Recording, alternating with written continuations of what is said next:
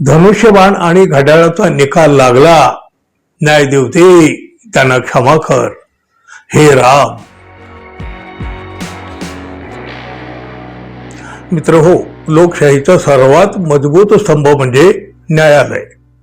न्यायालयाचा सन्मान केला जातो, आदर राखला जातो आणि ते व्हायलाही हवं. लोकशाहीचा अत्यंत महत्वाचा स्तंभ आहे, त्याचा आदर हा झालाच पाहिजे.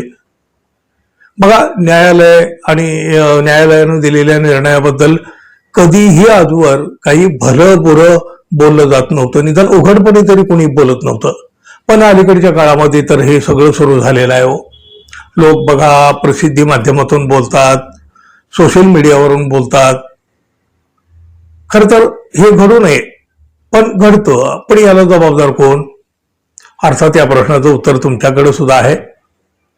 गेल्या 2 दिवसापासून बघा, सर्वोच्च न्यायालयाचे सरन्यायाधीश न्यायमूर्ती सूर्यकांत यांची मोठी चर्चा झाली.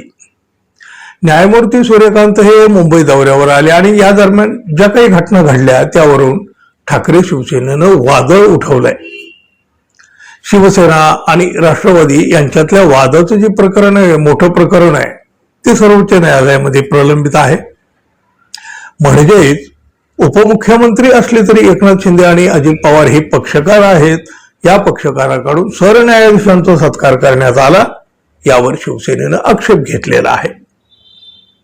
विमानतळावर जाऊन एकनाथ शिंदे आणि भाजपच्या मंत्र्यांनी सरन्यायाधीश सूर्यकांत यांचा सत्कार केला. त्यावर संजय राऊत यांनी केलेली एक पोस्ट मोठ्या चर्चेची सुद्धा ठरली. त्या सत्काराचा फोटो टाकून संजय राऊत यांनी म्हटलं, म्हणून 3 वर्ष तारीख पे तारीख. संजय राऊत काही एवढ्यावर थांबले नाही, त्यांनी पुन्हा आणखी एक पोस्ट केली आणि अजित पवार आणि एकनाथ शिंदे यांनी सरन्यायाधीशांच्या केलेल्या सत्काराचे फोटो टाकून त्यांनी म्हटलं, धनुष्यबाण आणि घड्याळाचा निकाल लागला, न्यायदेवते त्यांना क्षमा कर, हे राम. उघडपणे काही बोलायचं त्यांनी टाळलं जरी असलं तरी बघा, 1-1.5 ओळीमध्ये संजय राऊत खूप काही बोलून गेले हो. त्यांना काय म्हणायचं हे सुद्धा सगळ्यांना कळून चुकलं. त्यामुळं त्याची सुद्धा आता सध्या चर्चा होते. ज्यांच्या पुढे खटल्याची सुनावणी सुरू आहे त्यांचा सत्कार पक्षकाराकडून करण्यात आहे, असे प्रश्न समाज माध्यमातून विचारले गेले. उपमुख्यमंत्री म्हणून सरन्यायाधीशांचा सत्कार करणं हा भाग तसा वेगळा, पण एवढ्या मोठ्या खटल्याची सुनावणी प्रलंबित असताना अशा पद्धतीनं सत्कार होणे हे तसं अनेकांना पटलेलं दिसत नाही. बघा, या कार्यक्रमाच्या वेळेला एकनाथ शिंदे यांनी सुद्धा सरन्यायाधीश सूर्यकांत यांचं अगदी तोंड भरून कौतुक सुद्धा केलं. न्यायप्रिय व्यक्ती सर्वोच्च पदावर असतील तोपर्यंत आपल्या संविधानाला आणि लोकशाहीला धोका नाही. न्यायमूर्ती सूर्यकांत यांचं कार्य सूर्याप्रमाणे प्रकाशमान असून सामान्य नागरिकांना न्यायाची ऊर्जा देणार आहे, अशा शब्दामध्ये उपमुख्यमंत्री एकनाथ शिंदे यांनी सरन्यायाधीशांचा गौरव केला.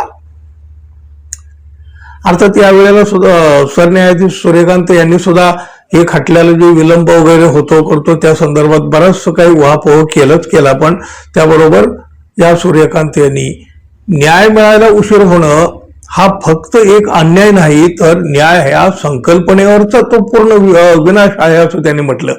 पण शिवसेना आणि राष्ट्रवादी यांचे महत्वपूर्ण खटले तर गेल्या 3-3.5 वर्षापासून सर्वोच्च न्यायालयातच प्रलंबित आहेत, हे सुद्धा आपण लक्षात घेतलं पाहिजे.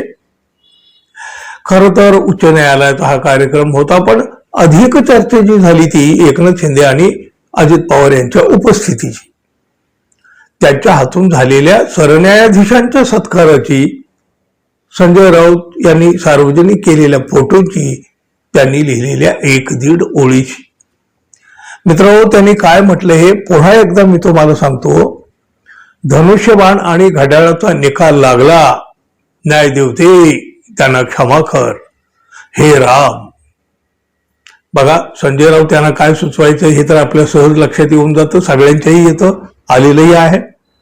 पण मित्र, संजय राऊत यांचा हा जो संताप आहे, हा संताप अनाठायी आहे की तो योग्य आहे? तुम्हाला काय वाटतं जरूर सांगा. धन्यवाद. पुन्हा भेटू. नमस्कार.